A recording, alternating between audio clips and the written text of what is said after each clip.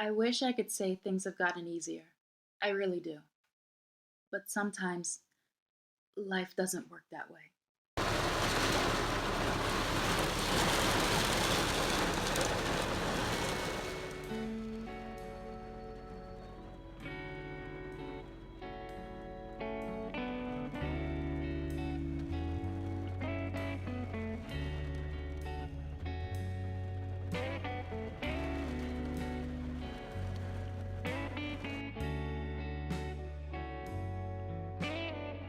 I almost didn't make this video since I haven't found anything that changed since my last update. But if I want to tell you about my experience abroad, then it needs to be authentic. Please check out my previous videos in my Living in Japan series to gain more context on my situation. And subscribe to my channel if you haven't already. It would really help a lot. I would say there are really three big things that are getting me down as of late, because a lot of times, to be honest with you, it's been more like low energy, like completely lethargic and upset. No matter what I do, I've tried watching videos, talking to family, and going out more. Yeah, so there's three things that have really bugged me, to say the least. And the first one, and the most important one, I guess, the one that really gets me down the most, is work. Yeah, what a surprise. Work got you down? Of course. But specifically, it's more about how I've accepted that this line of work isn't really for me. So just to remind you, I am a assistant language teacher slash cultural ambassador, which my responsibilities involve teaching children the fundamentals of the English language. So I'm just teaching them English through reading, writing, and so forth, just being a representative of the United States. This experience has been enlightening for me, but at the same time, with enlightenment, there comes some awareness that sometimes certain things aren't for you. And overall, if I had to choose to stay another year as a teacher, I would say no. I would say that because it stresses me out a lot, and not that regular type of stress, the type of stress where you're just dreading to go to school, like you kind of break down every day because of it. And that's not really a healthy way of living. If you could afford to leave your job that makes you feel that miserable, then I would say do it. And I am definitely going to do it by the time this school year is up. Now, is it about the kids? I mean, not really. It's more about myself. There are some kids who don't want to pay attention or who are a little rowdy, but that's to be expected in any sort of school. You can't expect any school to have just perfect students who are always listening all the time. They're human as well.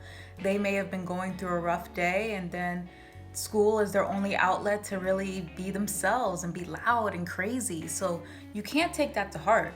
But what happens is, with my own life, I have my own personal issues that I struggle with, or just the fact that I'm homesick now.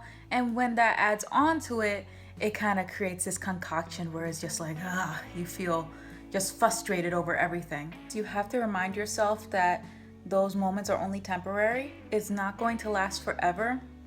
Sooner or later, you're going to drive back, be back home with your friends, and chill. Speaking of temporary, my time in Japan is reaching its end, so I will be very busy packing up and getting ready to go home.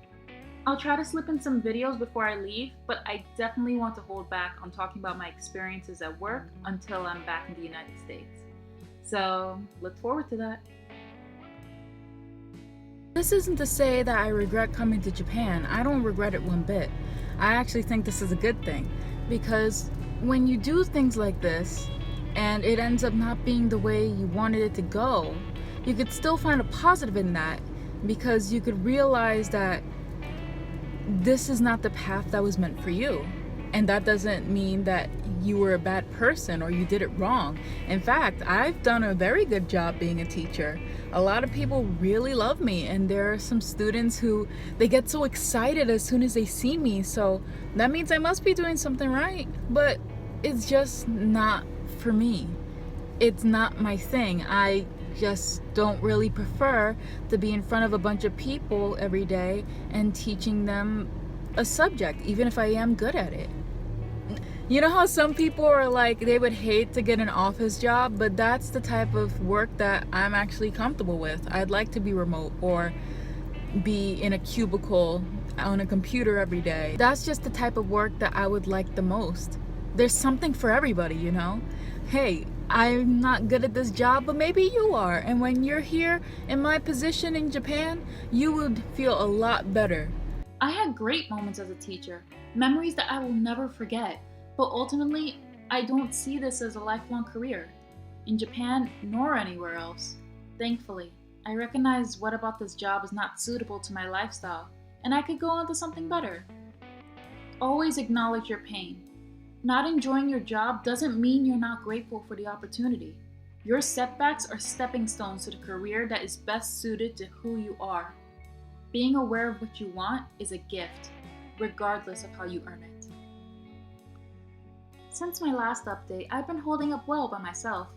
I've improved on my Japanese, I've befriended some neighborhood crows by feeding them on the weekends, and I've enjoyed the peace and quiet living in the countryside.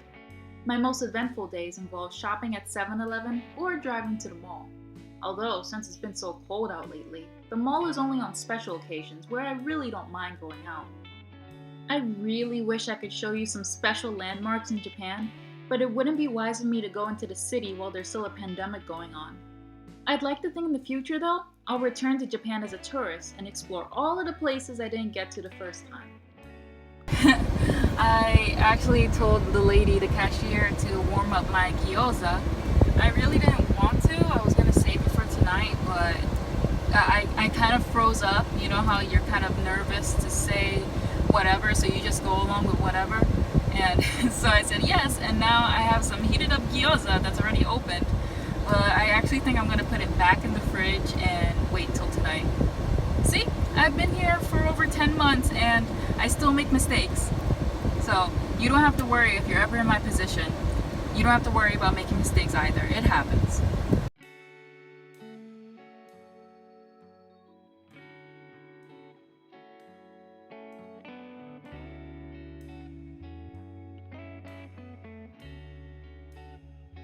So yeah, the last two reasons I wanted to mention before, I feel like I already brought up, which was the second one was going to be lack of physical connection, and the third was going to be the ongoing pandemic.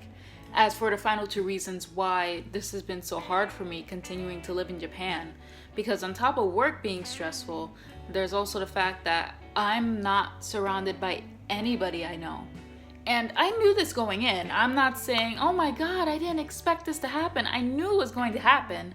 But I also had a feeling that the pandemic would not last as long as it has. Like, we're going into a year now. I know when I came here, we were just starting to go into quarantine.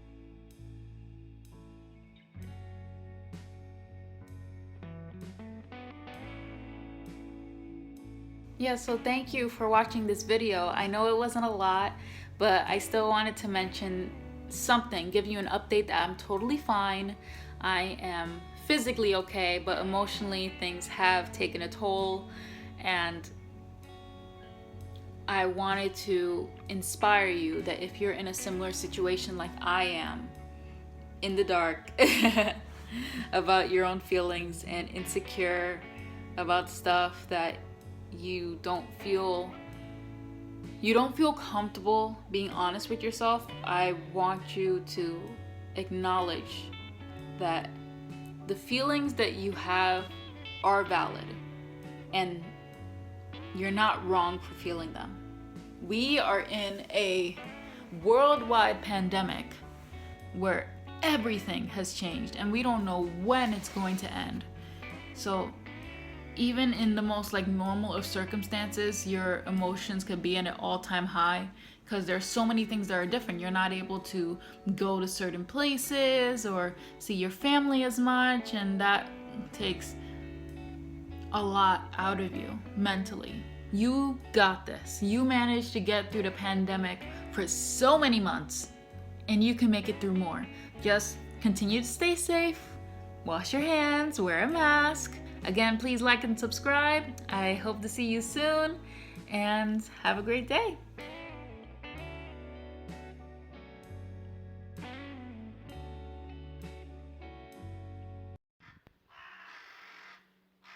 It's like I always stop at the best part, cause they flew away, but like while one of them was flying close to the grass, a black cat just jumped up to try and hit them. Man, I wish I had caught that, because now they're all calling at the cat. They're probably like, what the F was that about? And of course you can't see the cat because he's hiding in the valley of grass.